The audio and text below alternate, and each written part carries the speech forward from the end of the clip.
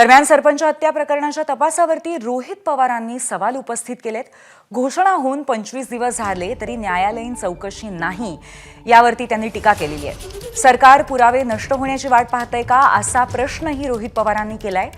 आरोपीच्या मोबाईलचा सीडीआरही सापडला नाही, हे मुख्यमंत्र्यांचं अपयश आहे, अशा पद्धतीची टिप्पणी त्यांनी केली आहे।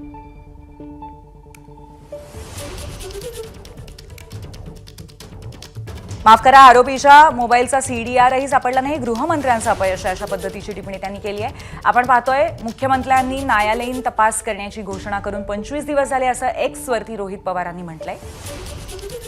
अद्यापही समिती कार्यान्वित होऊ शकलेली नाही, सरकार पुरावे नष्ट होण्याची वाट पाहतंय का, असा प्रश्न त्यांनी उपस्थित केलाय।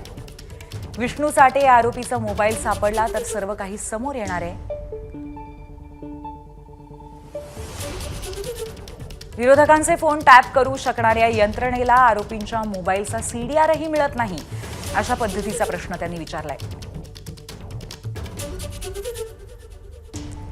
हे पोलीस यंत्रणेचं आणि पर्यायाने गृहमंत्र्यांचं अपयश नाही का?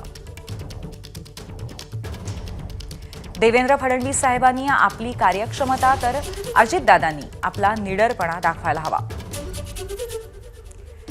वजिराच्या बेशिस्त प्याद्याला वाचवण्यासाठी राजाने कायद्याची मोडतोड करत राज्य वेठीस धरू नये। एबीपी माझा, उघडा डोळे बघा नीट।